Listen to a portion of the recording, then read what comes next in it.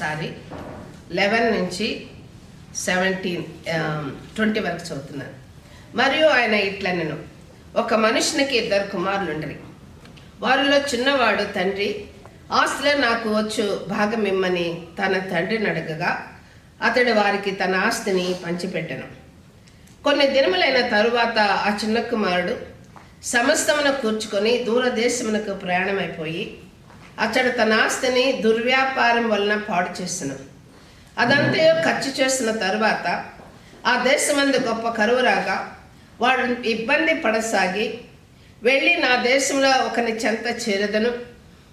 అతడు వెళ్ళి ఆ దేశంలో ఒకని చెంత చేరదను. అతడు పందులను మేపుటకు తన పొలంలోనికి వానిని పంపెను. వాడు పందులు తిను పట్టుతో తన కడుపు నింప వాడు పందులు తిన పట్టుతో కడుపు నింపుకు నాశపడిన కానీ ఎవడనో వానికి ఏమీ ఇయ్యలేదు. అయితే బుద్ధి వచ్చినప్పుడు వాడు నా తండ్రి యొద్ద ఎంతోమంది కూలివాండ్రకు అన్నము సమృద్ధిగా ఉన్నది, నేనైతే ఇక్కడ ఆకలితో చచ్చిపోవచ్చున్నాను. నేను లేచి నా తండ్రి యొద్దకు వెళ్ళి, తండ్రి, నేను పరలోకమునకు విరోధముగాను నీ ఎదుటను పాపము చేసేదని, ఇక మీదట నీ కుమారుడునని అనిపించుకొంటకు యోగ్యుడను కాను. నన్ను నీ కూలివానిలో ఒకనిగా పెట్టుకొనమని అతనితో చెప్పుదుననుకొని లేచి తండ్రి యొద్దకు వచ్చును.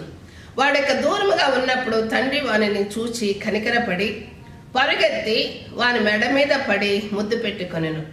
అప్పుడు ఆ కుమారుడు అతనితో, తండ్రి, నేను పరలోకమునకు విరోధముగాను నీ ఎదుటను పాపము చేసి తిని, ఇక మీదట నీ కుమారుడు నన్ను అనిపించుకొంటకు యోగ్యుడను కానెను.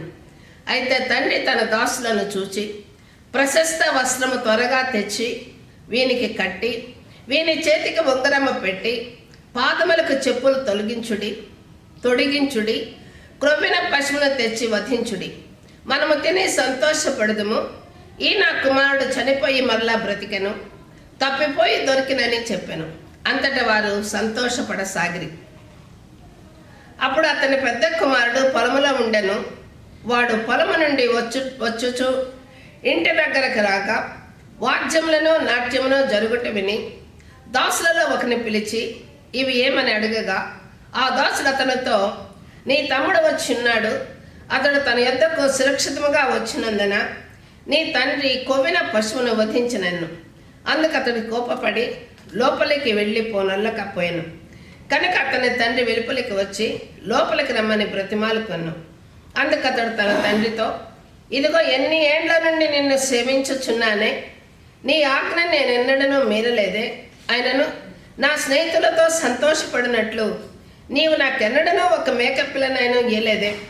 అయితే నీ ఆస్తిని వేశ్యలతో తినివేసిన ఈ నీ కుమారుడు రాగానే వీని కొరకు క్రొవ్విన పశువును వధించితివని చెప్పెను. అందుకతడు, కుమారుడా, నీవెవల్లప్పుడూ నాతో కూడా ఉన్నావు, నావన్నీ నీవి, మనము సంతోషపడి ఆనందించుట యుక్తమే. ఈ నీ కుమారుడు చనిపోయి తిరిగి బ్రతికెను, తప్పిపోయి దొరికినని అతనితో చెప్పాను. ఈ యొక్క మన యొక్క పారబుల్ ఉపమానము పారబుల్ ఆఫ్ లాస్ట్ షీప్, తప్పిపోయిన కుమారుడు. మొత్తం చదివాను కదా, ఇందులో తప్పిపోయింది ఎవరు? చిన్న కుమారుడు.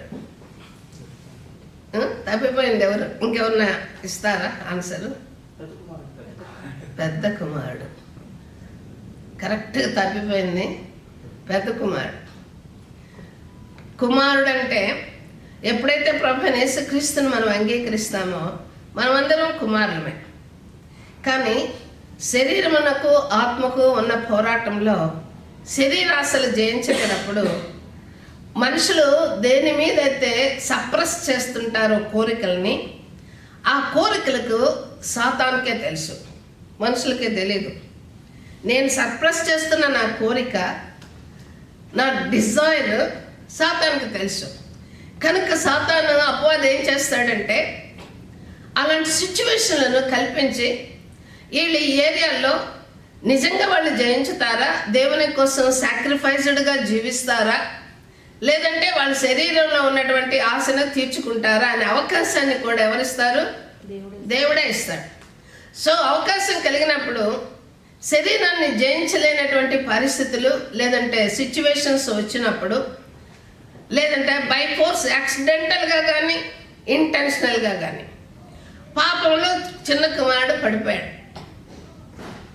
కానీ చిన్న కుమారుడులో ఏం కలిగింది? పశ్చాత్తాపం కలిగింది. ఏంటి సురేష్ అప్పుడు వచ్చావు? పిల్లలేరే వస్తున్నారా? ముందు వాళ్ళు వస్తారు, తర్వాత నువ్వు వస్తావు. Very nice, bless you. ఈరోజు మనం parable of the lost sheep అనే పాఠం చదువుకుంటున్నాం. సో చిన్న కుమారుడు ఏం చేశాడంటే ఆస్తి అంతా తీసుకెళ్ళిపోయి వేస్ట్ చేశాడు. అంటే శరీరంలో ఉండేటటువంటి డిజైర్ని ఆయన చంపలేకపోయాడు. పెద్ద కుమారుడిలో ఉన్నటువంటి అసూయని పెద్ద కుమారుడు చంపలేకపోయాడు.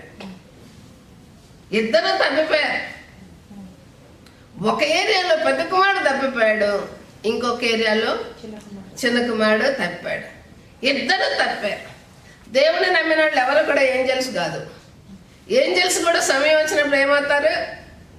ఫాలన్ ఏంజల్స్ అవుతారు, అవకాశం దొరికినప్పుడు. సో ప్రభువైన యేసుక్రీస్తు ఎందుకు వచ్చారు? ఈ పారబుల్ని ఎందుకు చెప్పారు? షీప్ ఎవరు? తప్పిపోయిన parable of the lost sheep. ఈ యొక్క భాగాన్ని ఇంగ్లీష్లో పారబుల్ ఆఫ్ లాస్ట్ షీప్ అంటారు. తప్పిపోయింది ఎవరు? తప్పిపోయిన కుమారుడిని లేదా తప్పిపోయిన గొర్రెలని మరలా తిరిగి ఆకర్షించింది ఎవరు? అసలు ఏ ఏరియాలో మనుషుల్ని గొర్రెలతో పోలుస్తారు, లేదా దేవుని యొక్క బిడ్డల్ని గొర్రెలని ఏ ఏరియాలో అన్నారు? తప్పిపోయిన కుమారుడు లేదా తప్పిపోయిన గొర్రెలను వెతికి రక్షించుటకు వచ్చినటువంటి ప్రభువైన యేసుక్రీస్తు వారు ఏమి ఆశ చూపించి మనుషుల్ని ఆకర్షిస్తున్నారు? అలాంటప్పుడు మనము అంటే ఆకర్షింపబడి యేసుక్రీస్తు ద్వారా తండ్రికి కుమారులుగా అంగీకరింపబడినట్టు మనం తీసుకోవలసిన జాగ్రత్తలేంటి? ఇది ఈరోజు పాఠం. ఖచ్చితంగా ఈరోజు పాఠం 45 to 50 minutes అవుతుంది. కనుక ఈ స్టెప్ మొత్తం మనకు అండర్స్టాండ్ అయితేనే మనం పెద్ద కుమారుని స్టేజ్లో ఉన్నామా, చిన్న కుమారుని స్టేజ్లో ఉన్నామా? ఖచ్చితంగా ప్రతి ఒక్కళ్ళు దేవుని కుమారులు ఏదో ఒక స్టేజ్లో ఏదో ఒక రోజు ఉంటాం. ఎందుకంటే మన ఇన్నర్గా ఉన్నటువంటివన్నీ కూడా బయటికి వచ్చేసి ఇన్నర్గా ఉండేటటువంటి మన వస్త్రం, మహిమ వస్త్రం లేదా రక్షణ వస్త్రం మీద మచ్చడాగు ముడతలు ఏమీ ఉండకూడదని దేవుని ఇష్టం. మన హృదయంలో పెట్టుకున్నది దేవుడు ఖచ్చితంగా చూస్తూ ఉంటాడు. ఆయన చూస్తాడు హృదయంలో. డీపెస్ట్ మహాసముద్రం, పసిఫిక్ ఓషన్ కంటే కూడా లోతైనది హృదయం. అయినా కూడా హృదయంలో ఏమున్నదో ఏ మూల ఏమున్నదో దేవునికి తెలుసు. ఆయన యొక్క దూతలకి ఒళ్ళంతా కళ్ళు ఉంటాయని మనం చూసాం. సో ఈ ఏరియాలో God's people are God's sheep. 79వ కీర్తన 13వ వచనం. మీరు త్వరగా హెల్ప్ చేస్తే త్వరగా ఈ యొక్క ఏరియాని మనం చదువుకుంటాం, గుర్తు చేసుకుంటాం. అప్పుడు నీ ప్రజలమును నీ మంద గొర్రెలమునైనా మేము సదాకాలము నీకు కృతజ్ఞతాస్తుతులు చెల్లించెదము. ఆమేన్. ఇంగ్లీష్లో చదువుతారా? ఇవాళ ఇంగ్లీష్ తెలుగు రెండు చదవాలా. So we thy people and sheep of thy pursuit will give you thee thanks forever. We will shoot forth my praise to all generations. Christ అన్నా ఏ వర్షం చదువుతున్నారు? Then we, your people, the sheep of your flock. అదొక్కటే. Then we are your people and sheep of you. అంటే నీ ప్రజలము, నీ మంద గొర్రెలము అంటే గొర్రె కాదు. సంఘాన్ని ఎప్పుడు కూడా ఫ్లోక్ మందతో పోలుస్తారు. చిన్న మంద భయపడకుడి అంటే సంఘంలో ఉండేటటువంటి ప్రతి ఒక్కళ్ళు అందరూ కలిసి గొర్రెలమే. అందుకనే గొర్రెలు ఎప్పుడు కూడా ఒకటి విడిగా ఉండదు. గమనించారు ఎక్కడన్నా? గ్రూప్గా ఉంటారు. సంఘం అనేది కూడా ఎప్పుడు కూడా ఒక గ్రూప్ ఆఫ్ పీపుల్. ఒక బాడీలో ఒక చిన్న ఇంత ఏలు తీసుకుంటే ఈ ఏరులో కూడా millions of the cells, nerve cells కావచ్చు, బ్లడ్ సెల్స్ కావచ్చు, మజిల్ సెల్స్ కావచ్చు, ఏమైనా ఉంటాయి. రకరకాలైనటువంటి రెస్పాన్సిబిలిటీస్ మనకుంటాయి మన బాడీ సెల్స్కి. అలాగనే మనమందరం కూడా ఒక మందమే. మనమందరం ఎలాగా దేవుని యొక్క మందం. యోహాను సువార్తలో ఎవరైతే యేసుక్రీస్తుని రక్షకుడుగా స్వీకరిస్తారో వారు దేవుని పిల్లలు. దేవుని పిల్లలు ఈ యొక్క అపోస్తలుడైన పౌలు ధర్మశాస్త్రాన్ని గురించి ఆ భాష మాట్లాడతాడు. ఈయన పేతురేమో ఆయన జాలర్లు కాబట్టి చేపల గురించినటువంటి మాట్లాడతాడు. అదే దావీదు దగ్గరకు వచ్చేటప్పటికి గొర్రె పిల్లలు అని మాట్లాడతాడు. సో ఏరియాలో ఈ యొక్క దేవుని పిల్లలు అనేటటువంటి వాళ్ళు ఎలాంటి వాళ్ళు? ఎక్సోడస్ 15వ అధ్యాయము 19వ అధ్యాయము 5వ వచనం, నిర్గమాకాండము 19:5. కాగా మీరు నా మాట శ్రద్ధగా విని నా నిబంధన అనుసరించి నడిచిన యెడల మీరు సమస్త జనులలో నాకు స్వకీయ సంపాద్యము, పెక్యులియర్ ట్రెజర్. ఎప్పుడు? ప్రతి ఆది కాండం 1st వర్సెస్ నుంచి రెవల్యూషన్ వరకు బ్లెస్సింగ్ ఎప్పుడు కూడా కండిషన్తో ఉంది. Without condition there is no blessing. నువ్వు ఒక ఎగ్జామ్ చదివితే పాస్ అవుతావు అని ఇఫ్ క్లాస్ ఉంది కదా. ఇఫ్ క్లాస్ నేను అనుకోవడం దీని నుంచి వచ్చి ఉండదని. ఆ ఇంగ్లీష్ గ్రామర్ అంతా కూడా ఈ బైబిల్ నుంచి వచ్చింది అనుకుంటాను నేను. ఎందుకంటే ఇఫ్ ఏమంటాడు? నీవు నా మాట శ్రద్ధగా విని నా నిబంధన, దేవుని యొక్క మాటను అనుసరించి, దేవుని యొక్క ఆజ్ఞల్ని కట్టడలను అనుసరించి నడిచేటటువంటి వాళ్ళే. వినిపోయేటటువంటి వాళ్ళు కాదు, నడిచేటటువంటి వాళ్ళు. పెక్యులియర్ జనరేషన్, ట్రెజర్స్, స్వకీయ సంపాద్యము. ద్వితీయోపదేశకాండం దేవుడు అబ్రహాము యొక్క సంతానాన్ని ఎందుకు అంతగా ఆస్వాదించాడంటే, అబ్రహాము దేవుడిని నమ్మెను. ఆయన ఏ మార్గాన్ని చెప్తే అక్కడ పోయాడు కాబట్టి, ఏది చెప్తే అది చేశాడు కాబట్టి ఆయన యొక్క సంతానము పెక్యులియర్. 14వ అధ్యాయము ద్వితీయోపదేశకాండము 14వ అధ్యాయము 2వ వచనం. ఏదైనా నీ దేవుడైన యెహోవాకు నీకు ప్రతిష్ఠిత జనము మరియు యెహోవా భూమి మీద ఉన్న సమస్త జనములలో విశేషముగా తనకు స్వకీయ జనమగునట్లు నిన్ను ఏర్పరచుకొనును. Chosen generation ఏర్పరచుకున్నారు. దేశంలో పెళ్లి కొడుకులు జనరల్గా చాలామంది కాలేజీలో గర్ల్స్ ఉన్నారు, వాళ్ళు ఏర్పరచుకున్న అమ్మాయిని లవ్ చేస్తారు. చాలా పెళ్లి చూపులకు పోయినా అందరినీ పెళ్లి చూపుల్లో చూస్తారు, కానీ వాళ్ళ హృదయానికి నచ్చిందాన్ని ఏర్పాటు చేసుకుంటారు. సో గాడ్ ఎవరైతే మన హృదయాలను చూస్తున్నాడో వీళ్ళు అందరినీ పిలుస్తాడు. దేవుడు నశించుచున్న దాన్ని వెతికి రక్షించడానికి వచ్చాడు కాబట్టి ప్రతి ఒక్కరికి, అట్లీస్ట్ దారిన పోతున్న వాళ్ళకి కూడా యెహోవా నిన్ను పిలుస్తున్నాడు, రండి, ఇదే రక్షణ దినము, ఇదే దేవుని దినం అని ఏదో ఒకటి లోగా ఇప్పిస్తూ ఉంటాడు. ఎవరైతే హృదయంని ఆ దేవుని వైపు తిప్పుతారో వాళ్ళే చోజన్ జనరేషన్. ఆజ్ఞను అనుసరించి నడిచేటటువంటి వాళ్ళు ఆయన స్వాస్థ్యం, పెక్యులియర్ జనరేషన్. సో వీళ్ళని ఏమంటారు? గాడ్స్ చిల్డ్రన్ లేదా గాడ్స్ పీపుల్ అంటారు. ఈ గాడ్స్ పీపుల్ని 78వ అధ్యాయం 52వ వచనం, 78:52లో, అయితే గొర్రెల వలె ఆయన తన ప్రజలను తోడుకొని పోయెను, ఒకడు మందను నడిపించినట్లు అరణ్యములో ఆయన వారిని నడిపించెను. దేవుడే నడిపించాడు. గొర్రెలను తోలుకొని పోయినట్లు ఆయన మందలుగా మనుషుల్ని గ్రూపులుగా నడిపించాడు. యాకోబు యొక్క పెళ్ళాలను తీసుకుంటే ముందు ఒక దాసిని ఆమె జనాంగాన్ని పంపాడు, ఆమెతో పాటు పశువులను పంపాడు. ఆమె తర్వాత రెండవ దాసిని ఆమె యొక్క చిల్డ్రన్ని, గ్రాండ్ చిల్డ్రన్ని పంపాడు. మూడవదిగా లేయా గ్రూప్ను పంపాడు. నాలుగవదిగా ఆమెకు ఇష్టమైన రాఖేలను పంపాడు. అంటే గ్రూపులుగా పోయారు. మీ స్కూల్స్లో చూడండి, ఈ టీమ్స్ చేసేటప్పుడు అన్ని గ్రూపులు, yellow group, red group, blue గ్రూపులుగా చేస్తారు. ఇక్కడ నుంచి అవి కూడా వచ్చింది. సో ఈ area guided like a flock. క్రైస్తవులను కూడా రకరకాలుగా మన యొక్క హృదయానికి తగిన రీతిగా దేవుడు మనల్ని ఆకర్షించి మన హృదయాలకు తగిన రీతిగా మన యొక్క సంఘాలను కూడా మనం చూస్ చేసుకుంటాం. మనకి ఏది నచ్చుద్దో, ఏ వాక్యం అయితే ఏ ఏరియాలో అయితే నచ్చుతుందో ఆ యొక్క సంఘాన్ని మన హృదయానికి తగిన రీతిగా మనం కూడా చూస్ చేసుకుంటూ ఉంటాం. కొంతమంది యంగ్ పాస్టర్ కనుక యంగ్స్టర్స్ అందరూ అటు ఆకర్షింపడతారు. షీఈ్ ఓల్డ్ పాస్టర్ కనుక రెస్పాన్స్ కలిగినటువంటి ఫ్యామిలీస్ అన్నీ ఇటు ఆకర్షింపడుతూ ఉంటారు. సో చాలా ఏరియాలు ఇక్కడ కొంతమంది ఇక్కడ చాలా చక్కగా డాన్స్లు వేస్తారు, చక్కగా పాట పాడతారు, వర్షిప్ అంటే ఇది, దానికి అట్రాక్ట్ అయ్యేవాళ్ళు ఆ సంఘానికి వెళ్తూ ఉంటారు. డిఫరెంట్ గ్రూప్స్ వస్తూ ఉంటాయి. అన్నిటినీ నడిపించేవాడు దేవుడే. నాలుగో ఏరియాలో the law return upon their heart. అసలు దేవుని చిల్డ్రన్ ఎవరంటే దేవుని ద్వారా ఏర్పరచబడిన వారు, దేవుని యొక్క స్వకీయ జనము, దేవుని యొక్క నడిపింపుకి ఇష్టపడి ఆయన నడిపింప చొప్పున నడిచేవారు.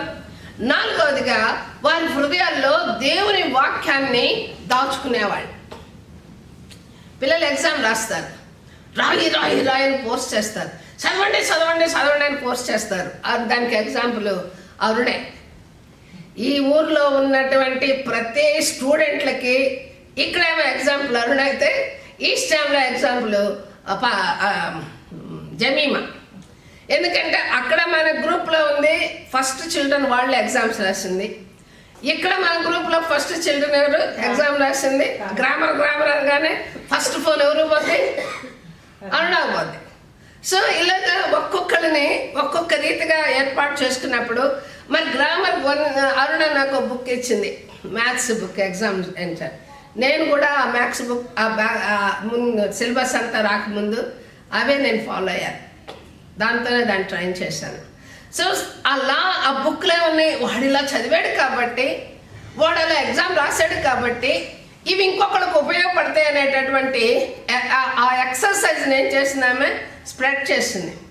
ఇప్పుడు మనం హిందూ సంఘాలు పెడుతున్నామంటే యేసుక్రీస్తు యొక్క హృదయం నా హృదయం మీద ఆయన ఆజ్ఞలను కట్టడలే నాకు రాశాడు కాబట్టి ఆ ఆజ్ఞలను కట్టడలే నేను అనుసరించినందువలన నా హృదయానికి వచ్చిన శాంతి కావచ్చు, నా కుటుంబానికి వచ్చిన బ్లెస్సింగ్ కావచ్చు, నాకు ఇచ్చినటువంటి ఐడెంటిటీ, అన్నిటికంటే ముఖ్యంగా దేవుని బిడ్డలు అనే ఐడెంటిటీ అనేది గొప్ప స్వాస్థ్యము.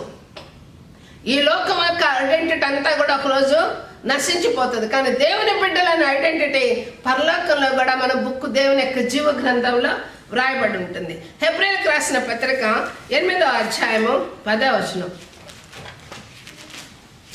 Book of Hebrews 8th chapter 10th verse.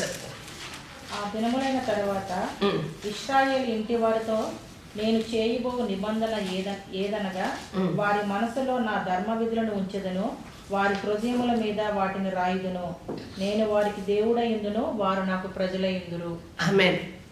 ఇప్పుడు మనందరము ధైర్యంగా దేవుని ఇంటికి వస్తున్నాం. ఎందుకు? మనల్ని ఎవడు ఆపేవాడు లేడు. మనం ఎవరి బిడ్డలము? క్రీస్తు యొక్క బిడ్డలం. కనుక ఇది God's people are his sheep. మనందరం ఒప్పుకుంటామా మన దేవుని యొక్క గొర్రె పిల్లలమని? వాళ్ళు ఎవరో హేళన గొర్రెపిట్టలు అంటూ ఉంటారు.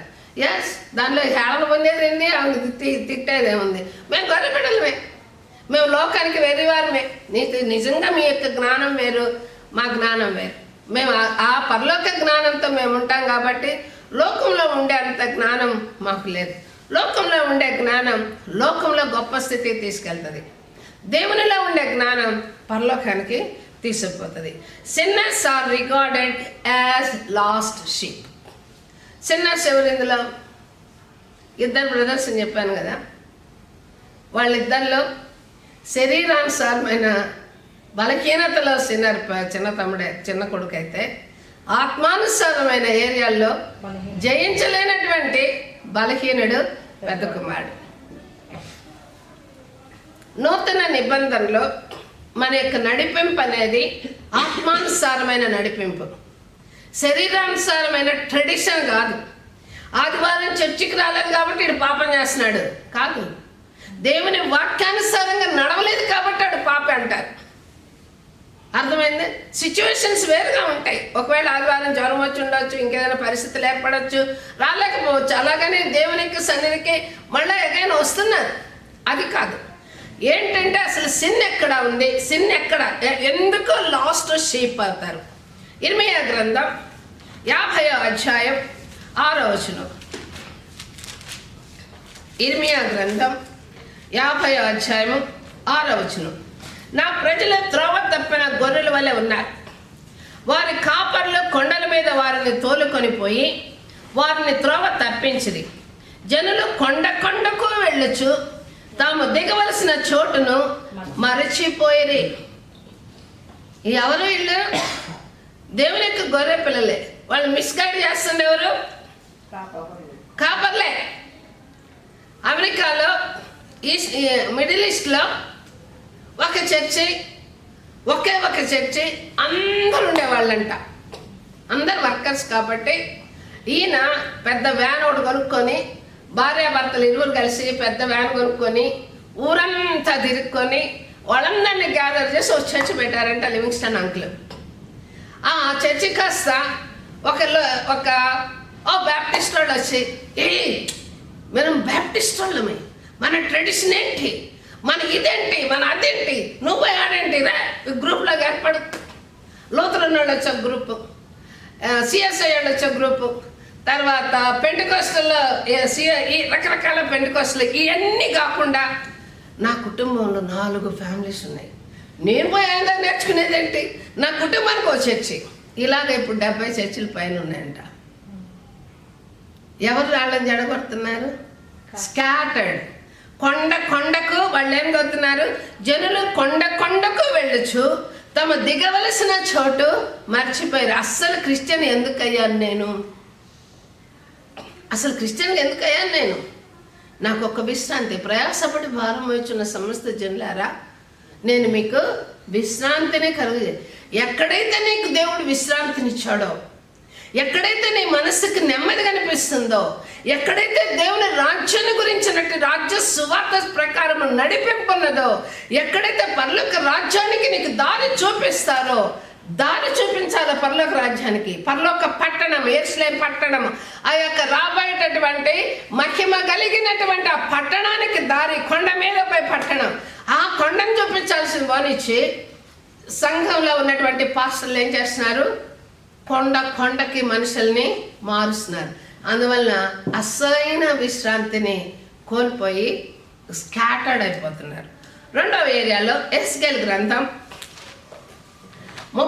మీరు అండర్లైన్ చేసుకొని ఇంటికి పోయి చదవండి, అప్పుడు మీకు ఇంకా డీప్గా అర్థమవుతుంది. 34వ అధ్యాయము 6వ వచనం నేను చదువుతున్నాను. నేను 34:6 నుండి చదువుతున్నాను. నా గొర్రెలు పర్వతములన్నిటి మీదను ఎత్తైన ప్రతి కొండ మీదను తిరుగులాడుచున్నవి. నా గొర్రెలు భూమి అన్నంతగా చెదిరిపోయినను వాటిని గూర్చి విచారించువాడు ఒకడూ లేడు, వెతుకువాడు ఒకడూ లేడు. మనందరం చెదిరిపోయినాం, ఈ దేశానికి వచ్చాం. నేను ఎలాగో ప్రయాసపడి ఎవడు మన పిల్లల్ని పట్టించుకోవట్లేదు. పండగ వస్తే ఒక పూట పెట్టి పిలిచి భోజనం పెట్టే వాళ్ళు కూడా లేరు. కనుక మా బిడ్డలందరి కోసం ఒక మీటింగ్ లాంటిది ఏర్పాటు చేసి, ఈ ఒంటరిగా వచ్చే పిల్లలు అయితేనేమి, బ్యాచిలర్స్ అయితేనేమి, వీళ్ళకి ఒక పండగ పూట ఒక పూట కూడు పెడదాం. అప్పుడు ఎందుకు ఆ మనసు వచ్చింది? విచారించువాడు ఒకడు లేడు. వాటిని గురించి చెదరగొట్టబడినటువంటి గొర్రెల్లాగా అన్య దేశాలకు వచ్చినటువంటి మనలను విచారించువాడు ఒకడు లేడు, వెతుకువాడు ఒకడు లేడు. ఎందుకు ఇంటింటికి పోయి పాస్టర్లు ప్రార్థన చేసి ఆకర్షించి గుడికి రండమ్మా, దేవుడు మిమ్మల్ని నడిపిస్తాడని ఎందుకు చెప్తారు? పోనీ పాస్టర్లు, నేను ఇక్కడ చర్చి పెట్టి 15 ఏళ్ళు అయింది. నేను మీ ఇంటికి వస్తా, 1000 రూపాయలు ఇయ్యి, 1000 పౌండ్లు ఇయ్యి, లేకుంటే 50 పౌండ్లు ఇయ్యి అని ఎవరినన్నా నేను అడిగానా ఈ 15 yearsలో? ఎవరన్నా ఒకరు చెప్పండి. నేను ఎవరిని అడగలేదు. వాళ్ళ కన్నీరే నా కన్నీరుగా భావించాను. వారి శ్రమనే ఈ యొక్క పరిస్థితుల్లో నా బిడ్డలు ఉంటే నేను ఎంత కన్నీరు విడుస్తాను ఈ బిడ్డల కోసం. ఇలాగే నేను ప్రార్థన చేశాను. నేను వెతుకుతున్నాను, నేను ఎడుతున్నాను, వాళ్ళని జ్ఞాపం చేస్తున్నాను, సంఘానికి సిద్ధపరుస్తున్నాను. ఎవరో వాడొస్తాడు, ఈడొస్తాడు, ఆడవాళ్ళు చెప్తే నువ్వు వినేది, రా మందాలు పోదాం అని ఒకటి ఏర్పడింది, ఒక సంఘం ఏర్పడింది. అది ఇంకా స్టిల్ నడుస్తుంది. నడవడానికి ఇప్పుడు 10 ఏళ్ళు పట్టింది. ఇంకా ఒకళ్ళు నో చర్చిలో భాగం ఇస్తావా, షేరింగ్ ఇస్తావా? నేను చర్చ్ అనేది దేవుని సంఘం, నేను షేరింగ్ ఇవ్వనన్నాను. వాళ్ళు ఇంకో సంఘం స్టార్ట్ చేశారు. ఇలాగా స్కాటర్డ్ అయిపోతుంది. ఎందుకు చదువుతున్నాను చూడండి. కాబట్టి నా గొర్రెల పర్వతాలన్నిటి మీదను ఎత్తైన కొండ మీదను తిరుగులాడుచున్నవి. నా గొర్రెల భూమి అంతటా చెదిరిపోయినవి. వాటిని గురించి విచారించేవాడు ఒకడునూ లేడు, వెతుకువాడు ఒకడునూ లేడు. కాబట్టి కాపరులారా, యెహోవా మాట ఆలకించుడి. కాపరు లేకుండా నా గొర్రెలు దోపుడు సొమ్మై సకల విధములైన అడవి మృగములకు ఆహారమైన. కాపర్లు తన గొర్రెలను విచారింపరు, తమ కడుపు మాత్రమే నింపుకుందరు కానీ గొర్రెలను మేపరు. మన ప్రభు అయిన ఇదే ప్రభు అని యెహోవా వాక్కు. స్ప్రెడ్ ఈ యొక్క మిడిల్ ఈస్ట్లో కానీ అమెరికాలో కానీ అన్ని కాంటినెంట్స్కి తెలుగు పాస్టర్లు విజిటింగ్కి వెళ్తున్నారు. ఎందుకు? వాళ్ళు ఏం నేర్పిస్తారు అంటే ఇక్కడ వాక్యాలు లేవా? మన దేశాల్లో వాక్యాలు లేవా? శ్రేష్టమైన మాటలు మీరు వినాలంటే యూట్యూబ్లో ఓపెన్ చేయండి. ఘనమైన అయ్యగారులు ఉన్నారు ఇక్కడ, ఘనమైన అయ్యగారులు ఉన్నారు అమెరికాలో, ఘనమైన సేవ ఉన్నది ఆస్ట్రేలియాలో. ఎందుకు మన వాళ్ళు వస్తున్నారు? వాళ్ళ కడుపు నింపుకొని ఉన్నటువంటి సంఘాలని డిస్ట్రాక్ట్ చేయడానికి. ఇది వాక్యానుసారంగా జరుగుతున్న సందర్భం. ప్రభువైన యెహోవా ఇలాగూ సెలవిచ్చినది ఏమనగా, నా జీవముతోడు నేను కాపరులకు విరోధనైతిని. నా గొర్రెలను గురించి వారి యొద్ద విచారించదును, వారి గొర్రెల మేపిట మాన్పించదును. వారి కాపర్ల తమ కడుపు నింపుకొని జాలక ఇందురు. నా గొర్రెలు వారికి తిండి కాకుండా వారి నోట నుండి వాటిని తప్పించదును. ఇదే ప్రభు అయిన యెహోవా వాక్కు. ఒక అయ్యగారు వచ్చారు. అయ్యగారు అని నేను కూడా ఎవ్వరు వచ్చినా మనం అందరినీ పూర్వం రోజుల్లో ప్రతి ఒక్కళ్ళని ఇన్వైట్ చేసేవాళ్ళం. అయ్యగారు వచ్చారు. అయ్యగారు ప్రవచనాలు చెప్పాడు. ప్రవచనాలు అందులో పుట్టి అందులో పెరిగాను. నేను అందులో పుట్టి అందులో పెరిగాను. ప్రవచనాలలో పుట్టి ప్రవచనాలలో పెరిగాను. అలాంటిది నాకు తెలీదా? ప్రవచనం అనేది దేవుని యొక్క ఇది ఎంతవరకు అనేది నాకు తెలుసు. నేను 40 ఏళ్ళ నుంచి 18 years అప్పుడు నేను హోలీ స్పిరిట్ పొందుకున్నాను. ఎన్ని సంవత్సరాల నుంచి కూడా ప్రవచన వరం నాలో ఉన్నది. నాకు తెలీదా? తెలుసు. నేను ఎంటర్టైన్ చేయలేదు. నువ్వు ఖచ్చితంగా ఎవ్రీ ఇయర్ వస్తాను అని చెప్పినప్పుడు నెక్స్ట్ ఇయర్ నేను ఎంటర్టైన్ చేయలేదు. నేను అలాంటి వాటిని ఎంటర్టైన్ చేయను. అమ్మ నేను ప్రార్థన చేస్తున్నా, నీకు అవి జరుగుతాయి, నీకు ఇవి జరుగుతాయి అని అంటే ఆ జరిగే వాటితోనే నాకు సంబంధం ఉంటుంది, కానీ క్రీస్తుతో నాకు సంబంధం ఉండదు. నాకు కావాల్సింది నన్ను పరలోక రాజ్యానికి తీసుకెళ్లేది నాకు మేలు జరిగే మేలు కాదు. నన్ను పరలోకానికి తీసుకెళ్లేది వాక్కు. ఎవరైనా అయ్యగారులు కొంతమంది వస్తుంటారు, వాళ్ళు మంచి వాక్యం చెప్తారు, చెప్పరని నేను అన్ను. కొంతమంది మంచి వాళ్ళు ఉన్నారు, బాగా చెప్పేవాళ్ళు ఉన్నారు. కొంతమంది సంఘాలు గొర్రెలు వారికి తిండి కాకుండా వారి నోటు నుండి వారిని తప్పించదు. ఇప్పుడు ప్రభు ఏమంటున్నాడు? ప్రభువైన యెహోవా సెలవిచ్చినదేమనగా, ఇదిగో నేనే నా గొర్రెలను వెతికి వాటిని కనుగొందును. నేనే నా గొర్రెలను వెతికి కనుగొందును. నాకేం అవసరం లేదు ఈ కంట్రీకి రావాల్సిన అవసరం. నాకు సిచ్యువేషన్స్ అలాగా క్రియేట్ చేసి 4 రకాల దర్శనాలు నాకు చూపించి నువ్వు వెళ్ళాలని చెప్తే నేను లీవ్ తీసుకొని నేను వచ్చాను. నాకు ఉద్యోగం పోయింది, అయినా నేను ఎప్పుడు చింతపడలేదు. నాతో వాళ్ళందరూ ఈరోజు 80,000 పెన్షన్ తీసుకుంటున్నారు. నాకు ఇప్పుడు పెన్షన్ కూడా లేదు అక్కడ. సో ఏరియాలో నేను ఎప్పుడు కూడా ఆలోచించలేదు. నా దేవుడు నన్ను చూసుకుంటున్నాడు, చూస్తాడు, నా ముందు నా సమస్తం సిద్ధపరచాడని. అందుకనే ఆశించకుండా నన్ను పోషిస్తే చాలు. నేనేమి బంగ్లాలు కొనుక్కోవాలి, లేదంటే BMW నేను నడపాలి, లేదంటే ఫరారీ నా బిడ్డలకి గిఫ్టులకి ఇవ్వాలి, ఇలాంటివి ఏం లేవు నాకు. దేవుని సన్నిధిలోనికి అందరూ వచ్చి విశ్రాంతి పొందుకొని దేవుడు ఇచ్చేటటువంటి స్వస్థతని పొందుకొని కుటుంబాల క్షేమాభివృద్ధిని అనుభవిస్తూ వారి బిడ్డలు మంచి స్థితిలో సైన్స్ అండ్ వండర్స్గా ఎదగాలి, అన్ని కుటుంబాలు కూడా క్షేమకరంగా ఉండాలి, వీళ్ళందరూ కలిసి నేనును నా యొక్క సంఘము దేవుని రాజ్యంలో ఎత్తబడాలి. ఇదే మన యొక్క దర్శనం. దీని కొరకే మనం ప్రయాసపడుతూ ఉన్నాం. సో ఇక్కడ Jesus came to last sheep. ఇప్పుడు మనం అందరము కూడా దేవుని యొక్క పిల్లలము, అనగా గొర్రెలము, అనగా దేవుని యొక్క మందము. అయితే మనమందరినీ కూడా దేవుడు పిలిచాడు, ఆయన పిల్లలుగా మార్చుకున్నారు, కుమారులుగా మార్చుకున్నారు. కుమారులుగా మార్చుకున్న తర్వాత చిన్న కుమారుడేమో తన శరీరపు కోరికల చొప్పున దేవునిలో నుండి తప్పిపోయాడు. తప్పిపోయిన కుమారుడు వచ్చినప్పుడు తండ్రి వాడిని ప్రేమించినందువలన పెద్ద కుమారుడు తప్పిపోయాడు, అసూయతో తప్పిపోయాడు. ఈ 2 ఏరియాల్లో సంఘాల్లో జరుగుతుంటాయి, మన సంఘాల్లో జరుగుతూ ఉంటాయి, అలాగే కుటుంబాల్లో కూడా జరుగుతుంటాయి, అన్ని ఏరియాలు జరుగుతుంటాయి. కనుక ఎలా జరుగుతాయి చూద్దాం. చూడండి, క్రైస్ట్ అటు తప్పిపోయినటువంటి మనల్ని ప్రభువైన యేసుక్రీస్తు తప్పిపోయిన కుమారుడు రాగానే తప్పిపోయిన కుమారుడికి ఏమి ఇచ్చాడండి?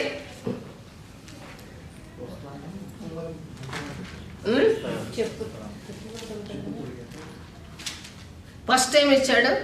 చెప్పులు ఇచ్చాడు. చెప్పులు అంటే అర్థం ఏంటి? సమాధానం. సమాధానం అనేటటువంటి నీకు నాకు సమాధానం. ఎప్పుడైతే ఒక తప్పు చేస్తామో దేవుని దగ్గరకు వచ్చి హృదయం పగిలేలాగా ఏడుస్తామో అప్పుడు మనం పొందుకునే పీస్ ఏ భూమి కూడా ఇవ్వండి. నువ్వు శ్రేష్టమైనటువంటి 50 ఏళ్ళలో 100 ఏళ్ళలో పొలం పెట్టినటువంటి ఏ వైన్ తాగినా కూడా అంత నెమ్మది రాదు. అది దేవుడిచ్చేటటువంటి నెమ్మది. ఎప్పుడైతే తప్పిపోయిన కుమారుడు తండ్రి నీకును ఆకాశమునకు వ్యతిరేకంగా నేను పాపం చేశాను అనగానే ఆయన హక్ చేశాడు. ఎందుకు చేశావు, ఏమిటి చేశావు, ఎప్పుడు చేసావు, ఈ క్వశ్చన్లు ఏం అడగల. మొట్టమొదటిగా పిలవగానే ఆయన ఏమన్నాడు? తీసుకుపోయి ఆయనకు మొట్టమొదటిగా ఉంగరము పెట్టి ప్రశస్త వస్త్రము తెచ్చి వీనికి కట్టి వీని చేతికి ఉంగరము పెట్టి పాదములకు చెప్పులు తొడిగించుడి అంటే ఆయన యొక్క వస్త్రము మురికైపోయింది, ఆయన రక్షణ మీద డాట్స్ పడ్డాయి. కనుక ఆ వస్త్రాన్ని ప్రశస్తమైన వస్త్రం 15వ అధ్యాయం లూకాసు వార్త 15వ అధ్యాయము 22వ వచనం ప్రశస్తమైన వస్త్రం. అలా తిరిగి దేవుడు మరలా వాళ్ళని హక్కును చేర్చుకునేటటువంటి వస్త్రము. వీని చేతికి ఉంగరం. ఉంగరం అంటే ఏంటి? క్రిస్టియన్స్ ఎందుకు ప్రధానంలో ఉంగరాలు పెట్టుకుంటారు? ఇక నుంచి నువ్వు నాకు, నేను నీకు సంబంధం. తాలిబట్టు ఎప్పుడు కడతారు? పెళ్ళప్పుడు కడతారు కదా. ఈ ప్రధానం అంటే ఏంటి అని అంటే ప్రభువైన యేసుక్రీస్తు మనల్ని సంఘంలోకి ఎప్పుడైతే చేర్చుకున్నాడో, ఎప్పుడైతే మనందరం ఒక వస్త్రం కిందకు వచ్చున్నామో అప్పుడు దేవునితో మనం ప్రధానం చేయబడ్డాం. మనం ప్రధానం చేయబడిన మనము ఒకరోజు పెండ్లి కుమారుడుగా ప్రభువైన యేసుక్రీస్తు రాబోతున్నాడు. పెండ్లి కుమార్తెగా సిద్ధపడి మనం ఎదుర్కొంటాం. ప్రధానం చేసిన వెంటనే పెళ్లి కుమార్తె డ్రెస్సులు వేస్తారు. ఎవరికన్నా వేరు. టాప్ టు బాటమ్ సిద్ధపరుస్తారు. ఒకసారి ఒక చిన్న ఇన్సిడెంట్ జరిగింది. ఒక అమ్మాయి సేవకు పోతా ఉంది. ఇయర్స్ టుగెదర్గా వెళ్తున్నా అంటుంది, కానీ డిస్టర్బ్ అయిపోతుంది సంఘం అమ్ములన పోవట్లే సేవకి. సో మమ్మల్ని పాస్టర్ గారు పిలిచి మీరందరూ కలిసి ఆమె కోసం ప్రార్థన చేయండి, అసలు ప్రాబ్లం ఏంటో తెలియాలి అని. అప్పుడు మేము అందరం కలిసి సండే స్కూల్ టీచర్లు అందరం కలిసి ప్రార్థనలు మొదలుపెట్టాం. అప్పుడు ఒక దర్శనం చూసాం. ఒక సిస్టర్ గారు పోయి ఆమె నెత్తి మీద ఆ రీత్ పెడుతుందనమాట. ఆ సిస్టర్ గారు అంటే ఆ అమ్మాయికి పడదు. ఆ అమ్మాయి ఈ సిస్టర్ని ప్రేమించదు, ఈ సిస్టర్ ఆమెను పట్టించుకోదు. అర్థమైందా? సో ఆమె ప్రిపేర్డ్గా లేదు ఈ సిస్టర్ని ప్రేమించడానికి. అంటే సేవకి వెళ్ళాలంటే అన్ని ఏరియాల్లో క్షమాపణ కలిగి ఉండాలి. అప్పుడు ఈ దర్శనం చూసినటువంటి సిస్టర్ ఏం చేశారంటే ఆమె కొరకు ప్రార్థన చేసి ఆమె కూడా ఒక టీచరే, ఆమె దగ్గరకు పోయి నీకేమైనా నా మీద ప్రాబ్లం ఉందా అని అడిగితే అబ్బాయి ఏం లేదక్క, ఎందుకంటే అసూయ, జస్ట్ అసూయ ఉంది అమ్మాయికి. అప్పుడు ఏమేమందంటే ఏది ఏమైనా కూడా నువ్వు దేవునికి సిద్ధపడినప్పుడు సిద్ధపడిపోమ్మా అని చెప్పి ఈమె ఎప్పుడైతే వాళ్ళిద్దరు సమాధాన పడ్డారో ఆ కిరీటం ఆమెకి సెటప్ అయింది. ఆమె మినిస్ట్రీకి వెళ్ళిపోయింది. అంటే ఎందుకు ఇక్కడ తీసుకొస్తున్నామంటే హృదయంలో ఉండేవి ఎవరికి తెలుస్తాయి? దేవునికి తెలుస్తాయి. పెద్ద కుమారుడు ఇక్కడ ఆయనకి ఎప్పుడైతే ప్రదానం చేసుకున్నారో ఆ ప్రదానంతో పాటు ఏమి ఇచ్చాడు? సమాధానం అనే చెప్పులు ఇచ్చాడు. కనుక సంఘంలోకి వచ్చే వాళ్ళం అందరము కూడా ఏ తప్పులు చేస్తున్నా, ఏ పొరపాట్లు మనలో జరుగుతున్నా మనం వచ్చి దేవుని దగ్గర తిరిగి యథార్థంగా మనం ఒకళ్ళొకళ్ళు కలుసుకొని ప్రేమించుకొని ప్రార్థనలు చేస్తున్నాం కాబట్టి మనల్ని గ్రాంటెడ్ పీపుల్ అంటారు ముస్లిమ్స్. ఎందుకంటే వాళ్ళ దేవుడు ఇమీడియట్గా క్షమిస్తాడు వాళ్ళని. సో ఇప్పుడు పెద్ద కుమారుడు దగ్గర పోదాం. పెద్ద కుమారుడు అంటే ఆ అమ్మాయి సిస్టర్ని ఎగ్జాంపుల్గా చెప్పింది, ఆమె హృదయంలో ఉన్న తొందరని బట్టి. కనుక వీళ్ళందరినీ అయితే పెద్ద కుమారుని కావచ్చు, చిన్న కుమారుని కావచ్చు, ఇశ్రాయేలీలు కావచ్చు, అన్యులు కావచ్చు, లేకుంటే అబ్రహాం సంతానం కావచ్చు, లేకుంటే నోవాహు సంతానం, భూమి మీద స్ప్రెడ్ అయినటువంటి అందరి కోసము యేసుక్రీస్తు ఒక కాపరిగా వచ్చాడు. ఎలాంటి కాపరిగా వచ్చాడు? యోహాను సువార్త 10వ అధ్యాయము 11 నుండి చదువుదాం. నేను గొర్రెలకు మంచి కాపరిని, మంచి కాపరి గొర్రెల కొరకు తన ప్రాణమును పెట్టును. జీతగాడు గొర్రెల కాపరి కాడు గనక గొర్రెల తనవి కానందున తోడేలు వచ్చట చూచి గొర్రెలను విడిచిపెట్టి పారిపోను. తోడేలు తన గొర్రెలను పట్టి చెదరగొట్టును. జీతగాడే గనక గొర్రెలను వచ్చి లక్ష్యం చేయకపోను. నేను గొర్రెలకు మంచి కాపరిని. ఏ పాస్టర్ అయితే సంఘానికి పునాది వేసుకుంటూ ఒక్కొక్క ఆత్మ ఒక్కొక్క కుటుంబం జాయిన్ అయినట్లుగా కన్నీరు గార్చి ప్రార్థన చేస్తారో వారు ప్రాణం పెడతారు. మీ అందరికీ తెలుసు 2009 నుంచి మాకు రెడ్ బుక్ ఉంది. ఆయనకున్న రెడ్ బుక్ కాదు, మన రెడ్ బుక్ వేరు. మన రెడ్ బుక్లో ఎవ్రీ ఇయర్ యాడ్ అయ్యే వాళ్ళు మైనస్ అయ్యే వాళ్ళు కలిసి ఒక ఫ్యామిలీ బుక్ ఉంటుంది. ఆ బుక్ కోసం మేము ప్రార్థన చేస్తాం. నీకు గుర్తుందరా? రెడ్ బుక్ మీ అందరూ తెలుసుగా. రెడ్ బుక్ ఆయన రెడ్ బుక్ కాదు, మీకు తెలిసేవు రెడ్ బుక్. ఈ రెడ్ బుక్లో నాకు అప్పుడప్పుడు వచ్చేది. రెడ్ బుక్లో రాస్తాడు. మేము ఎవరి రాసేవాళ్ళం కదా రెడ్ బుక్. దేవుని స్తోత్రం. అయితే ఈ యొక్క ప్రభాన యేసుక్రీస్తు షప్పటిగా ఎలాగొచ్చాడంటే తండ్రి, కుమార, పరిశుద్ధాత్మ ఒకటే, త్రిత్వము, ఏకత్వము. ఇప్పుడు ఆయన మనస్సు ఎవరికైతే ఉంటుందో క్రీస్తు తను సాక్రిఫైస్డ్గా ఎలాగైతే సంఘం కోసం తను మరణించి తిరిగి లేచి కనబడి ఒక ఖచ్చితమైనటువంటి దర్శనాన్ని చూపించాడో, ఏ దర్శనం ఏ కాపరికైతే ఉంటుందో వాళ్ళు ఎప్పుడు కూడా ప్రాణం పెడతారు. ఎప్పుడు ప్రాణం పెడతారు. వాళ్ళకి ఏం జరుగుతుందో కూడా వీళ్ళకి తెలుస్తుంది. మీకు అనుభవంలో ఉండుంటే అప్పుడప్పుడు కొత్తల్లో జాయిన్ అయ్యేటప్పుడు అరుణ మర్చిపోయి ఉండొచ్చు. అరుణ ఒకరోజు ఒక మాట అడిగింది, ఇప్పుడుగా 10 ఏళ్ల క్రితం. అంటే మేమిద్దరం కారులో మాట్లాడుకునే మాటలు మీరు వాక్యాలు చెప్తారు, మీకు ఎలా తెలుస్తాయని. గుర్తుందా అరుణ? చాలా మంది ఉన్నారు ఇలాగా.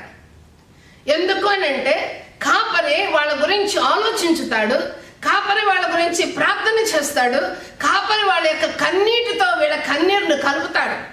ఇద్దరు ఏకీభవిస్తే పరలోకంలో సమస్య ఫలమైనట్లుగా మీరు కన్నీటితోటి మేము చేసేటటువంటి ప్రార్థన ఏకమై దేవుని యొద్దకు పోతుంది. కాబట్టి దేవుడు ఆ ప్రార్థన అంగీకరిస్తాడు. ఒక అమ్మాయికి చాలా బాగాలేదు అని అంటే డాక్టర్స్ 3 months చచ్చిపోతాయని చెప్పారు. ఆ పిల్ల నా దగ్గరకు వచ్చింది, ఏడ్చేసింది. నేను టాలరేట్ చేయలేకపోయినది ఆ సిచ్యువేషన్. ఎందుకంటే యంగ్ గర్ల్ 20+. అసలేంటి ఈ డాక్టర్స్ ఇలా చెప్పడం ఏంటి? No no no father. అసలు ఎంత ఏడ్చానో దేవుడు ఒక్కడికే తెలుసు, నా బీపీ డౌన్ అయ్యేదాకా. ఈ అమ్మాయి షీఈస్ ఫైన్ నౌ, డాక్టర్ చెప్పాడు ఎన్ని పోయినాయి, యువర్ ఆల్ రైట్ అని. ఏం లేదు నీ బాడీలో, యువర్ ఆల్ రైట్ అని చెప్పాడు. కనుక వాళ్ళ యొక్క కష్టాన్ని చూసినప్పుడు ఆమె ఏంది చెప్పేది, ఎప్పుడు చూసినా అది చేయొద్దు ఇది చేయొద్దు అంటది, ఆడబోద్దు ఏడబోద్దు అంటదని నా మీద నెగిటివ్ చెప్పేవాళ్ళు కూడా ఉన్నారు. కానీ ఆమె ప్రాణం పెడుతుందని చెప్పేవాళ్ళు తక్కువ మంది ఉన్నారు. పర్వాలేదు, యేసుక్రీస్తుకి ఎంతమంది ఎమ్మడించారు సిలువలోకి? సిలువ దగ్గర పోయేటప్పుడు ఎంతమంది ఉన్నారు? ఎవరు లేరు. పాపం వెంబడించి పేతురు కూడా ఆయన ఎవరో నాకు తెలియదు అన్నాడు. కనుక శ్రమ పడతారు పాస్టర్స్, బాధపడరు. ఎందుకంటే వారు పొందబోయేటటువంటి బహుమానము యేసుక్రీస్తు వద్ద ఉన్నది. కనుక మనకి అర్థం అవ్వాలి, ఎవరు గుడ్ షెపర్డ్ని అనుసరించి నడుస్తారు. గుడ్ షెపర్డ్ ఆయనే. ఆయన చెప్పే బోధ నుంచి ఎవరు నడుస్తారు, అందులో మనం ఉన్నందువల్ల మనకి మన కుటుంబానికి ఏంటి లాభం అనేది ఆలోచించుకొని ఫాలో అవ్వాల్సిన రెస్పాన్సిబిలిటీ మాత్రం మీదే. నెక్స్ట్ ఏరియా చూద్దాం. చూడండి, ఏం చేస్తాడు యెహోవా నా కాపరి, నాకు లేమి కలగదు. He is a provider. చాలా ఏరియాల్లో మనం చాలా వరి అవుతూ ఉంటాం. ప్రార్థన చేసినప్పుడు ఆశ్చర్య రీతిగా ఏదో ఒక రీతిగా దేవుడు మనకు సహాయం చేస్తాడు. టెస్ట్ మనీస్ మన యొక్క ఎగ్జాంపుల్ సురేష్ కొత్త బండి కొంటాడు అనగానే నాకు భయం వేసింది. ఈ కొత్త బండి కానీ నెల నెలా డబ్బులు కట్టేసి పిల్లలు ఏమన్నా కష్టపడిపోతారేమో, నెల నెలా రెంట్ కట్టుకోవాలా, ఈ పిల్లవాడు ఏం చేస్తాడు అని. ఎలాగైతేనేమో ఆశ్చర్యంగా కొత్త బండే దేవుడు ఇచ్చాడు. So Jehovah is God is our provider. Good షెపర్డ్గా ఉంటే గొర్రెలు ఏం చేస్తారు, ఎక్కడ గ్రీన్గా ఉంటుందో ఆ ఏరియాకి గొర్రెల కాపరి తొలగిపోతాడు. ఎండిపోయిన గడ్డ ఎప్పుడు గొర్రెలు దను. ఎవరైనా గమనించారా? గ్రీన్ ఏరియాలో ఉంటాయి గొర్రెలు. కనుక రెండవదిగా సాక్రిఫిషియల్. ఇప్పుడే మనం చదువుకున్నాం, నేను ప్రాణం పెట్టేటటువంటి గొర్రెల కాపరిని అంటున్నాడు. పాస్టర్లు కూడా అలాగా ప్రాణం పెట్టినటువంటి గొర్రెల కాపరిని వాళ్ళు గుర్తిస్తారు. దేవుడు గుర్తించేలాగా వాళ్ళకి హెచ్చరిక కూడా ఇస్తాడు. ఒకవేళ వాళ్ళు వెళ్ళిపోయినా కూడా మళ్ళీ వచ్చి ఆంటీ ఏరియాలో ప్రార్థన చేయనేటటువంటి స్థితిగతులు కూడా దేవుడు చూపిస్తాడు. 10వ అధ్యాయము 11వ వచనం. మూడో ఏరియాలో హీజ్ సో టెండర్. యెషయా గ్రంథం 46వ అధ్యాయం 1వ వచనం. యెషయా గ్రంథం ఇంగ్లీషు తెలుగు చదువుకుందాం. 46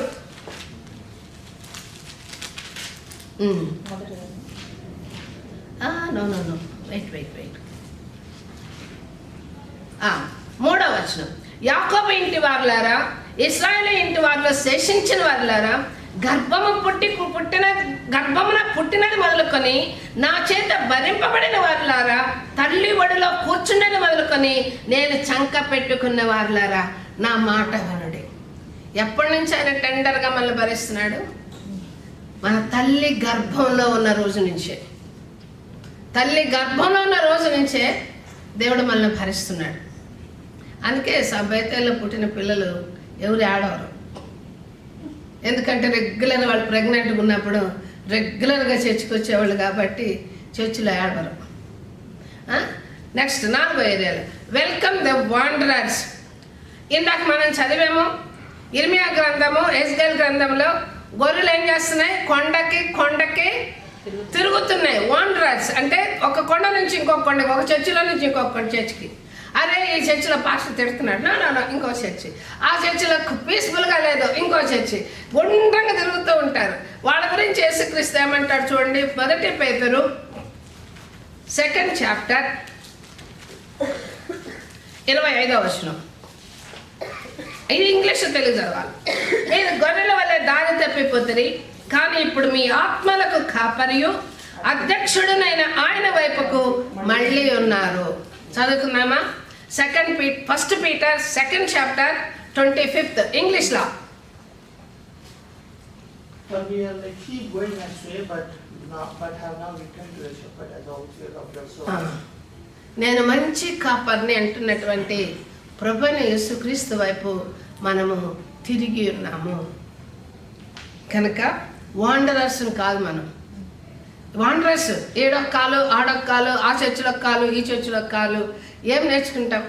జనరల్గా మార్నింగ్ బ్రేక్ఫాస్ట్ ఒక హోటల్లో, ఆఫ్టర్నూన్ లంచ్ ఇంకో హోటల్లో, 4 గంటలకు స్నాక్స్ ఇంకొక హోటల్లో, 8 గంటలకి డిన్నర్ ఇంకో హోటల్లో, 4 ఏళ్ళ తినొచ్చి సాయంత్రం అయ్యేసరికి 10 గంటలకు కడుపు నొప్పి వచ్చింది. కడుపు నొప్పి వచ్చినప్పుడు ఏ హోటల్ని నువ్వు బ్లేమ్ చేస్తావు? మీరు చెప్పండి. ఉదయం ఒక మెసేజ్, సాయంత్రం ఒక మెసేజ్, మధ్యాహ్నం ఒక మెసేజ్, రకరకాల మెసేజ్లు వింటారు. అందరూ చెప్పేది ఒకటే అనుకుంటారు, కానీ మా పాస్టర్ చెప్పేది రైట్ ఆర్ రాంగ్గా కన్ఫ్యూజన్ వచ్చేస్తుంది, కడుపు నొప్పి వచ్చేస్తుంది. అప్పుడు ఏ హోటల్లో తప్పు? పాస్టర్ చెప్పిన మీరు వండుకునే మీరు తిన్నది మీ ఇంట్లో వండుకున్నది తప్ప, లేకుంటే మీ బ్రేక్ఫాస్ట్ తప్ప, లేకుంటే బయట తిన్న లంచ్ తప్ప, లేకుంటే డిన్నర్ తప్ప? ఏది తప్పు? మీకే తెలియదు. మనసు గజిబిజి అవుతుంది, మనసు గజిబిజి అవుతుంది. కనుక మనం జాగ్రత్తగా ఉండాలి, మనం జాగ్రత్తగా ఉండాలి. ఏముండాలి? వాండరర్స్గా ఉండకూడదు. ఒక కొండకి ఇంకొక కొండకి అని అంటాడు. ఏది ఒకవేళ మంచి మాటలు ఉన్నాయి అందులో తీసుకో, నీ కడుపు నొప్పి రాలేదు, నీకు మెయిన్ నీ యొక్క ఫుడ్ గురించి ఏ ప్రాబ్లం లేదు, తీసుకో మాటలు. నేను ఇంకో లెవెల్లోకి నేర్పిస్తాయి, అవి మంచి ఏరియాలో తీసుకోవాలి. నీ సంఘాన్ని నువ్వు నెగిటివ్గా ఆలోచించితే అది రాంగ్, అది రాంగ్. ఇండియాలో గొడవలు మొదలవుతున్నాయంట. పెద్ద సంఘాలన్నీ తెర సంఘాలు.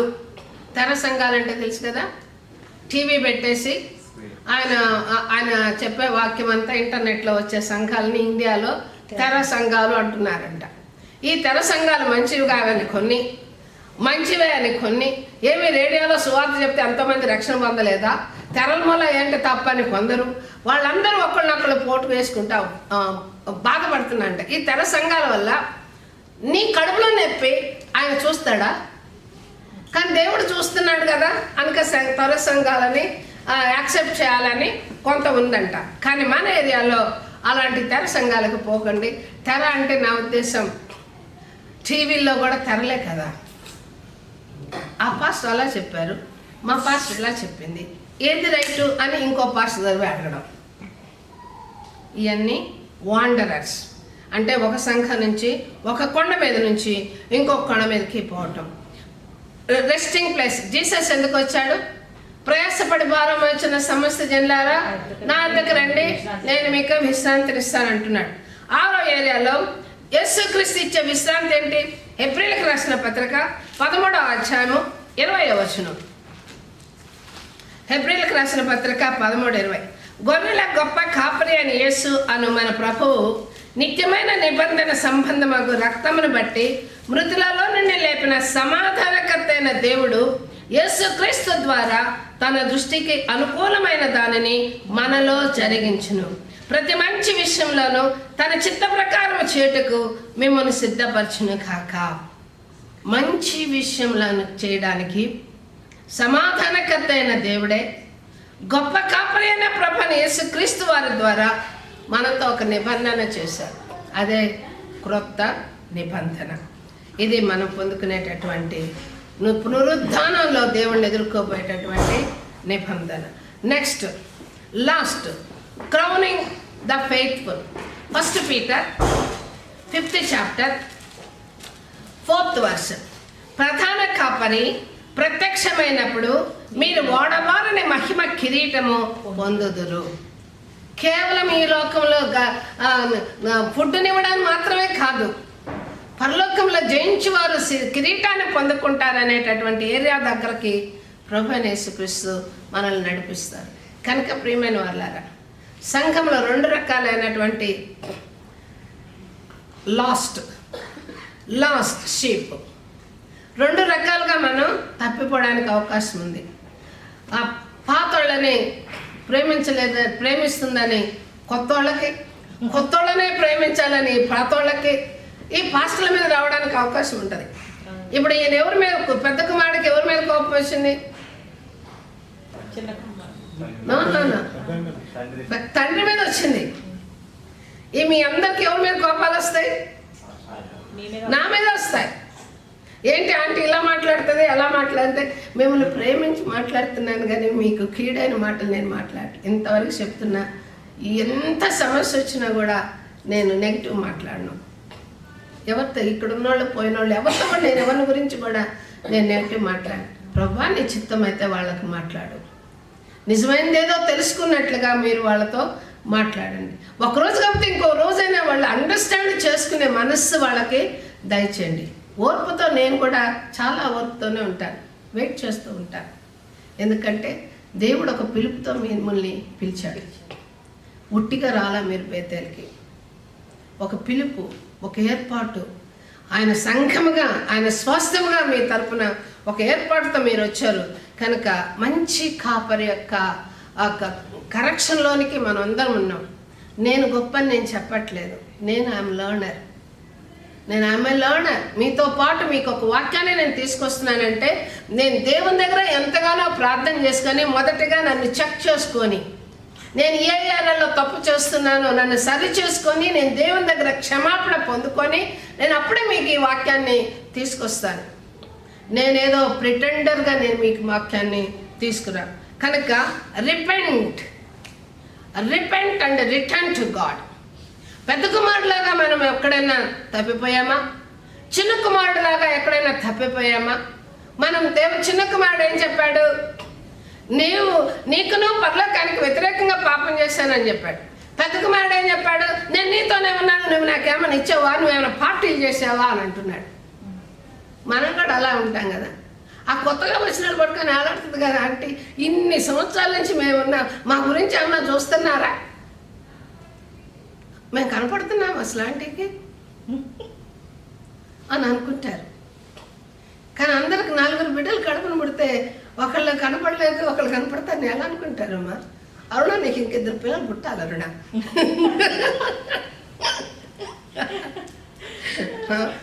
3. కనుక మనము రిపెంట్, మనం ఏ ఏరియాలో పడిపోయామో రిపెంట్ అయిపోయి రిటర్న్ టు గాడ్.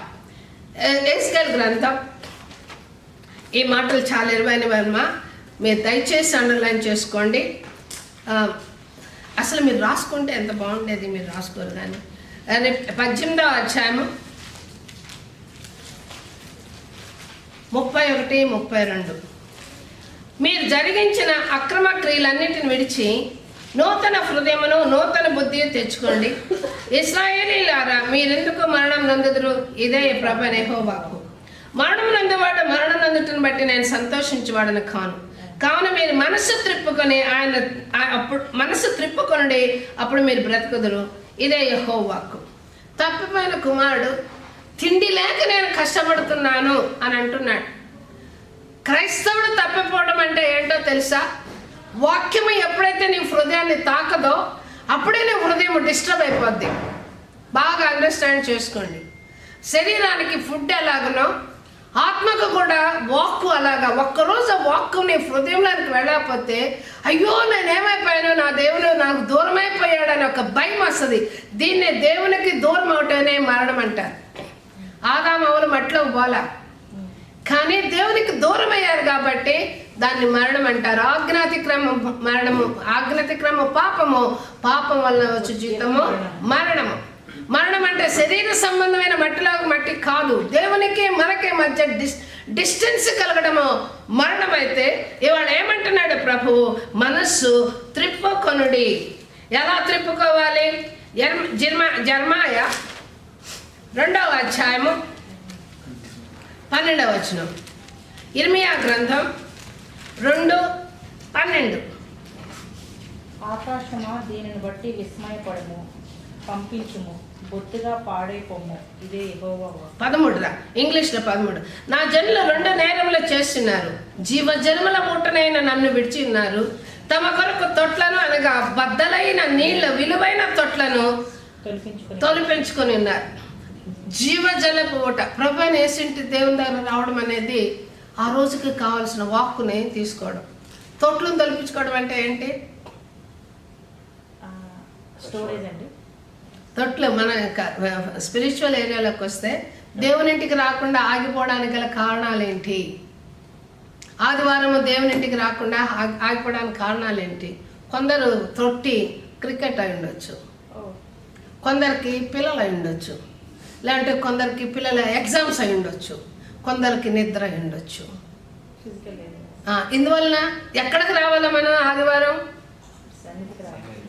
ఖచ్చితంగా దేవుని దగ్గర రావాలి. ఎలా రావాలి? 2 ఉన్నాయంట మన తప్పులు. అంటే పెద్ద కుమారుడు యొక్క తప్పులు 2. నా జనులు 2 నేరములు చేయుచున్నారు, జీవజలముల ఊటనైన నన్ను విడిచి ఉన్నారు, తమ కొరకు తొట్లను అనగా బద్దలై నీళ్లు నిలవని తొట్లను తొలపించుకున్నారు. ఇప్పుడు మనం పిల్లల కోసం దేవుడిని వదిలిపెట్టి టైం అంతా వేస్ట్ చేసుకుంటే ఆ పిల్లల ద్వారా మనం ఏడవలసిన దినాలు వస్తాయి.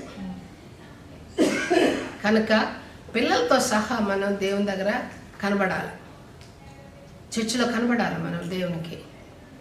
ఏదో చర్చిలో ఉన్న దేవుని స్తోత్రం నువ్వేం ఆలోచించబోదు పద్మ. దేవునికి స్తుతి గంత మహిమ కలుగును గాక. అపోస్తల కార్యం 17వ అధ్యాయం 30వ వచనం. అపోస్తల కార్యం 17వ అధ్యాయము 30వ వచనం. ఆ అజ్ఞాన కాలంలో దేవుడు చూచి చూడనట్టుగా ఉండెను, ఇప్పుడైతే అంతటను అందరూ మారు మనసు పొందవలనని మనుషులకు ఆజ్ఞాపిస్తున్నాడు. రిపెంట్. ఏ ఏరియాలో దేవుడికి నాకు మధ్య ఏ అడ్డంగా ఉన్నాయి, ఏ తొట్లు ఉన్నాయో మనం తెలుసుకొని తిరిగి దేవుని దగ్గరికి రావాలని ప్రభు ఈరోజు మనల్ని పెద్ద కుమారుడు ద్వారా మాట్లాడుతున్నాడు. మనం చిన్న కుమారులం కాదు కదా. ఎందుకంటే ఈరోజు పార్టీ ఉంది కాబట్టి నేను వెళ్ళిపోవాలా, చర్చి నాకు అక్కర్లేదని మనం పోతున్నామా? లేదు, మనందరం దేవుని బిడ్డలు దేవుని దగ్గరికి వస్తున్నాం. Next, return to God. లూకాసు వార్తలో ఎలాగైతే తప్పిపోయిన కుమారుడు వచ్చాడో, పెద్ద కుమారుడు అలికి బయట కూర్చున్నాడో, వీళ్ళిద్దరిలో ఎవరు దేవుని దగ్గర పరిగెత్తి రావాలా? పెద్ద కుమారుడు ఎక్కడ కూర్చున్నాడు? అలిగి ఊరు చివరి కూర్చున్నాడు. అదే వాళ్ళ ఇంటికి అక్కడ దూరంగా కూర్చున్నాడు. ఇద్దరిలో రిపెంటెన్స్. పెద్ద కుమారుడుగా రిపెంటెన్స్ కావాలా, చిన్న కుమారుడులో రిపెంటెన్స్ కావాలా? చిన్న కుమారుడు ఆల్రెడీ రిటర్న్ వచ్చేసాడు దేవుని దగ్గరికి, కానీ రిటర్న్ రానిది ఎవరు? మనం వాళ్ళమే. సంఘంలో ఉండే వాళ్ళందరం, మనం అందరం, నేను కూడా, మనందరం కూడా పెద్ద కుమారులాగా కొన్ని సందర్భాల్లో మనం గొనుక్కుంటాం, సణుక్కుంటాం, దేవునికి దూరంగా ఉంటాం. కనుక ఈ ఏరియాలో మనం చెక్ చేసుకోవాలి. హోషియా గ్రంథం 14వ అధ్యాయము 1-2 వచనాలు. ఇశ్రాయేలు, నీ పాపము చేత నీ పూరితివి కనుక నీ దేవుడైన యెహోవా ఆత్మ తట్టుకు తిరుగుము, మాటలు సిద్ధపరచుకొని యెహోవా యొద్దకు తిరుగుడి. మీరు ఆయనతో చెప్పవలసిందేమనగా, మా పాపములన్నిటినీ పరిహరింపుము, ఎట్లకు బదులుగా నీకు మా పెదవులను అర్పించుచున్నాము, నీవు అంగీకరింపదగినవి అవే మాకున్నవి. ఎలా తిరిగి రావాలి? ఒక అప్లికేషన్ చేయడానికి మిమ్మల్ని మీరు పేపర్లో ప్రజెంట్ చేసుకుంటున్నారు. ఒక ఉద్యోగానికి ఒక అప్లికేషన్ ఇవ్వాలంటే మీ గురించి మీరు పేపర్లో ఏం చేస్తున్నారు? ఆ కంపెనీకి మిమ్మల్ని ప్రజెంట్ చేసుకుంటున్నారు. ఇంకొక విధంగా చెప్పాలంటే మిమ్మల్ని మార్కెట్లో పెట్టుకుంటున్నారు. అవునా కాదా? మీ సీవీని ఏం చేస్తున్నారు? మార్కెట్లో పెట్టుకుంటున్నారు జాబుల కోసం. మరి ప్రభు దగ్గరకు వచ్చేటప్పుడు మీరు మాటల్ని సిద్ధపరచుకొని దేవుని దగ్గర రావాలి. ఎలాగ సిద్ధపరచుకోవాలి? ప్రభువా, మా పాపములన్నిటినీ పరిహరింపము. మేము ఎడ్లని నీకు పాప పరిహారాలతో బలిగా ఇవ్వట్లేదు. నూతన నిబంధనలో ఏమిస్తున్నాం? ఆత్మతో సత్యమతో ఆరాధించేటటువంటి ఒక ధూపాన్ని నీ యొద్దకు తీసుకొస్తున్నాం. ఈ ప్రార్థన అంగీకరించు. ప్రార్థన దేవుడు కోరుతున్నాడు. ప్రార్థనే దేవుడిని, అంతకన్నా ఇంకేం కోరడు దేవుడు. కనుక ప్రియమైన వాళ్ళారా, repent and return to God. వాళ్ళ ఈరోజు దేవుడు అడుగుతున్నాడు, నీ చెవిని నాకు ఇవ్వు. నీ చెవినిచ్చి నేను ఏం మాట్లాడుతున్నాను ఎవ్రీడే నీతోటి. దేవుడు కల్లో మాట్లాడతాడు, దర్శనాలతో మాట్లాడతాడు, వాక్యం ద్వారా మాట్లాడతారు. మనం చూసేటటువంటి టీవీల ద్వారా, వాక్యాల ద్వారా దేవుడు మాట్లాడతాడు. ప్రతిరోజు కూడా మనల్ని పిల్లలైతే ఇయర్ నుంచి ఇయర్కి ఎలాగైతే ప్రమోట్ అవుతూ ఉంటారో స్పిరిచువల్గా మనల్ని దేవుడు ప్రమోట్ చేస్తారు. కావాలంటే మీరు ఆలోచించుకోండి. గడిచిన 10 ఏళ్ల క్రితం మీరు ఎలాగున్నారు, ఇప్పుడు ఎలాగున్నారు. లాస్ట్, మనం భక్తులుగా ఉండకూడదు. మన చెవిని దేవునికి ఇవ్వాలి. ఆఖరిగా దేవుడు మనల్ని చూస్తూ ఉన్నాడని మనకు ఒక భయము, భక్తి ఉండాలి. మత్తయి సువార్త 11వ అధ్యాయము 20 నుండి చదువుదాం. మత్తయి సువార్త 11వ అధ్యాయము 20 నేను చదువుతున్నాను. అప్పుడు పిమ్మట ఏ పట్టణంలో ఆయన విస్తారమైన అద్భుతములు చేస్తున్నాం, ఆ పట్టణంలో వారు మారు మనసు పొందకపోవటం వలన ఆయన ఇట్లు గద్దింపసాగారు. ప్రవక్తల ద్వారా ఇశ్రాయేలీలను హెచ్చరించినప్పటికీ వాళ్ళు లోపడనందువలన వాళ్ళ నెక్స్ట్ జనరేషన్స్ ఆ యొక్క కల్దీయులకు నపుంసకులుగా వెళ్ళారని లాస్ట్ వీక్ చదివాం. వాళ్ళు విననందువలన వాళ్ళ బిడ్డల మీదకి కర్స్ తీసుకొచ్చారు రాజులు. కానీ నూతన నిబంధనలో మనము మారు మనసు పొంది వినేటటువంటి వారముగా ఉంటే మన బిడ్డలకి ఆశీర్వాదం వస్తుందని ప్రభు ఈరోజు మనతో మాట్లాడుతున్నాడు.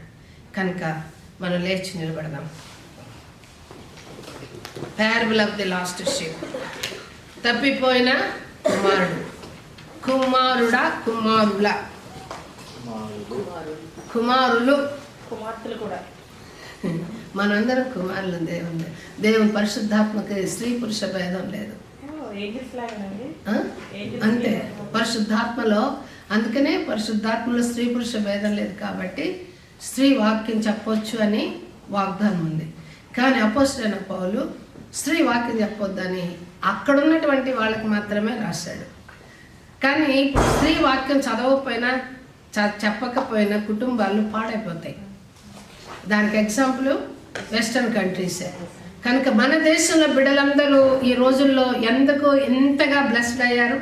ఈ 50 ఏళ్లలో క్రిస్టియన్ ఫ్యామిలీస్ అన్ని బ్లెస్డ్ ఇండియాలో, అన్ని స్టేట్స్లో కూడా. ఎందుకో తెలుసా? తల్లుల ప్రార్థన, తల్లుల యొక్క జీవితము, తల్లుల యొక్క హెచ్చరిక బిడ్డలకు ఉన్నందువలన. కనుక దేవుని దగ్గర తగ్గించుకుందాం. చూడండి,